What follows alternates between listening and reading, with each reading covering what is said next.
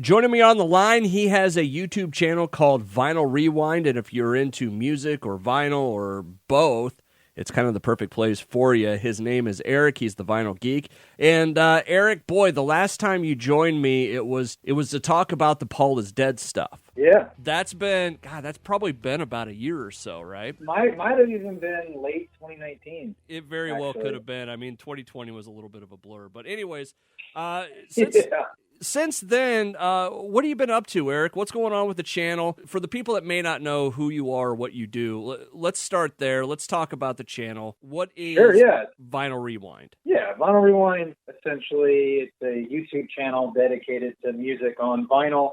I have in-depth album reviews analyzing the music and the lyric content, not just like is it good or bad, because when you review classics, I mean, people kind of already know that stuff. They want to know why it's so good. And then I'll go into like how things came to be, like how the Beatles got their logo, or I'll talk about like little mini biographies, like on Nick Drake, kind of a tragic singer-songwriter, that sort of thing. Just kind of go in depth on subjects or artists, or say like the making of Pink Floyd's Animals, where the bigger guys don't cover it. Like the more professional stuff, I guess you would say. So yeah, it's part of it is video essays in a sense too. That's kind of a popular thing on YouTube. But yeah, like right now I'm working on Elvis is Alive conspiracy theory, kind of going into what exactly it is, the history of it, and of course the Elvis sighting. And that's been a trip because not so much the theory itself, but the actual facts about Elvis's life. Because the gist of this theory is based on real things. So it's not as far-fetched as the Paul is Dead conspiracy theory. It's a little bit more within the realm of possibility. Like, yeah, actually, that could actually have happened. But as I go into the video, you'll realize, no, that didn't happen. The guy was in really bad health, which is sad to say at such a young age, but he had like glaucoma, diabetes, blood pressure. He was, at the time of his death, he had I think 14 different prescriptions in his system. He also had a irregular heartbeat too. But anyway, I'm doing that, and I have a video coming out at some point on Ringo, his life before the Beatles, because I was always curious about that. You know, he was the one Beatle to kind of come in right before they got famous. I always wondered, like, how'd that happen? That's a really fascinating story, too. It's interesting stuff because, like you said, there's a lot of those questions out there that you don't think about, and then when you do think about it, it's like, oh, I do want to know what the story is there. Well, yeah, just to tease it, Ringo nearly died twice before he was 15. Wow, really? Yeah. He's lucky to be alive. And the house he lived in didn't have an indoor toilet for most of the time he grew up there. It should have been torn down by the time he grew up in it. It's pretty crazy. He came from the streets. He was essentially a gang member, but you had to be, otherwise you get beat up. He never hurt anybody, but he definitely carried a knife on him. Because it was a rough part of Liverpool where he grew up. Eric from Vinyl Rewind joining me tonight. I got to ask now, I mean, with all these little facts and stuff you come across, what's the weirdest one you've come across? Like the one that you maybe didn't expect? I know it's a weird, wild question, but I mean, you've got to have some of these stories that something came up and it's kind of like the holy yes moment, right? Well, here's a weird one. I'm going to go with the most recent one I'm thinking about. The problem is I don't know, it's not going to fit in my video because here it goes. 1970, December, Elvis meets up with President Nixon. And because of record keeping, we kind of essentially know what they talked about. And Elvis was going off about the hippies and the drug thing and how he was all against it. And then he starts talking about the Beatles. And saying how un-American they are. They just sort of came in, made their money, and then left. And then you can read, like, Nixon's reaction. He was a little caught off guard by that and was like, okay. And then if you research it more, I think it was 1965. It might have been then, or it might have been 64. The Beatles were in L.A. Elvis was in L.A., so they went over to his house in Beverly Hills. And supposedly, one of the first things John Lennon says to him is like, how come you don't make good music anymore? So we don't 100% know exactly what Elvis thought of the Beatles, but I think that first impression was not good. But it's just funny, man. Just these little things. Eric from Vinyl Rewind on the line with me right now. We're going to get into the Dark Side of the Moon here in a second. Something I always ask people that do a lot of stuff on YouTube. At what point, Eric, and this is kind of a gear shift a little bit, but at what point did you go, oh, I've got something here. This is a really good idea. I should do it. And then it started to really come together. Oh, it took a long time for me. My earliest videos were very basic, and the content wasn't that great per se. I really enjoyed doing it, but I had to kind of find myself or what I was trying to express along the way and welcome other people who, at the time, I had friends and things that wanted to help out, and I was taking their input and I was trying different things. And earlier, before we started our conversation, we were talking, I guess I wouldn't say off camera, off mic, about the YouTube algorithm and how do you crack it? How do you get out there?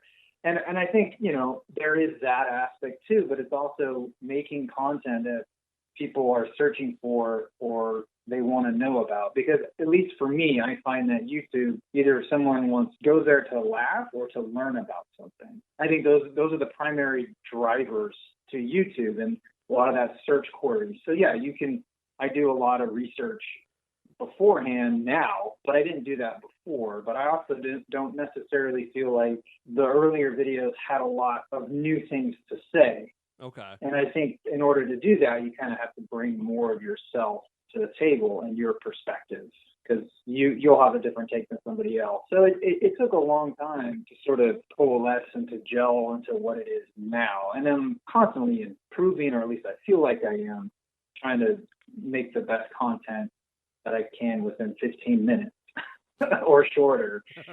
But yeah, I mean, it's a balance. It's a balance of what I want to do, and it's a balance of what I know will do well, and also attracting new viewers, but also satisfying the audience I have now. So it's a lot sometimes. But yeah, ultimately, I think you got to do what you love and express that. And I think that comes out. Eric from Vinyl Rewind joining me on the line right now as we get to the album tonight. 7 years ago, you did a video about this very album, The Dark Side of the Moon, Pink Floyd. Yes, I looked it up. It was 7 years ago. That was a different time, man. Yeah, that sounds right. So 7 years ago, you do The Dark Side of the Moon. Let's start here. I mean, it's if you look at the cover of that album, it's so iconic, right? Yes. I mean, I remember knowing that, that's a record when I was young. Yeah. It's that I just didn't know it was Pink Floyd or anything. I was like, oh, that's cool. That's cool music. That's what cool people wear.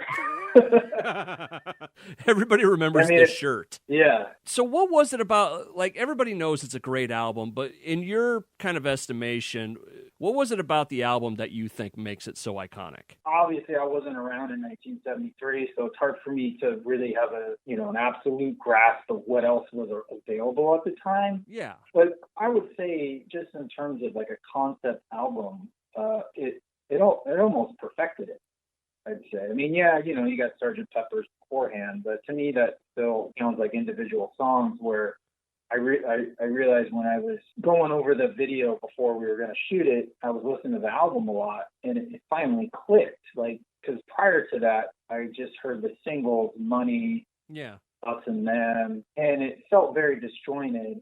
But then when I hear it all together, all of a sudden it clicked for me. Like, wow, this is an incredible odyssey of music. And so I think it also is important for its use of multi-track recording, tape loops, and synthesizers, which all that stuff is really, really new. I mean, I think what Sgt. Pepper's was made on a 4-track, I think. I think a lot of that was very innovative and new, and just sort of showed people like what you can do, and sort of, I think in a lot of ways, brought forth them and a couple other bands the progressive rock kind of idea. Yeah. Of just, what else can we do with these rock instruments? What else can we explore? And, this for the band was incredibly important because it brought them international fame and fortune. They were sort of, especially in America, that, they didn't necessarily sell well. Like cool people knew about them, but they weren't like commercial juggernauts. that they became. And a lot of people consider this the first of 4 phenomenal albums. Some people will go back one more and add metal, but their output in the 70s is just incredible. And this is, obviously no exception. It's hard, it's like Sophie's Choice. Which one's your favorite? So it's hard to pick, man. I mean, it's almost one of those questions where you judge someone by what their favorite Pink Floyd album is. Mm-hmm. So, Eric from Vinyl Rewind on the line with me right now.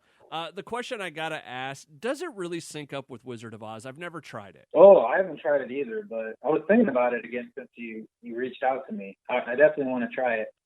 I'll just say this. I used to put on the Conan the Barbarian soundtrack to like whatever I was watching, and it made everything that much better. And I think it's just one of those things like we want to see things sync up. There's probably a psychological term for that, medical term. Yeah, it's kind of the same thing as when you look at clouds and I see a rabbit. Yeah, so I believe that there are some coincidences where things line up correctly. Yeah, sure. I remember when I was kind of looking at it, I'm like, it's not the same length as the movie. How is it supposed to line up? And somebody, there was an article and it was like, hey, start it here and put it on loop. Like do it on CD and just put it on loop and it works. But, that's interesting. Eric from Vinyl Rewind joining me on the line right now. We'll have all of the information about his page and some of the stuff he does in social all at the bottom of the page. Eric, as you look back at this album, was there anything that stood out to you that was like, oh my, I didn't know that about this album? That kind of that surprising fact or whatever? Well, one thing that's kind of interesting, and I think Pink Floyd just sort of did this a lot, but they actually performed the album, or at least a version of the album, like a year before they actually recorded it. And they started touring, I don't know if you call it for the album because they hadn't recorded it yet, but they started touring with the album's material. And then it was almost like they used the tour to workshop the music. And then once they found that it was in a good spot, that's when they went into Abbey Road, put it down on tape, and then they went back out on the road again. Huh. Really interesting. So they kind of did it backwards then. Yeah.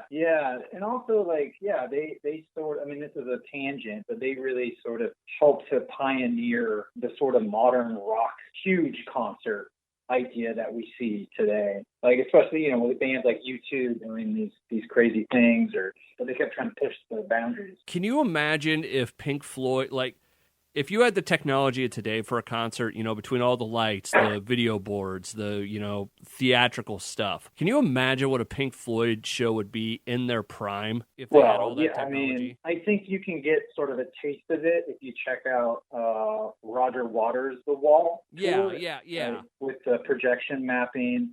They did a really cool thing with the wall crumbling using that, like the whole wall as the projection screen. Yeah, it's a shame.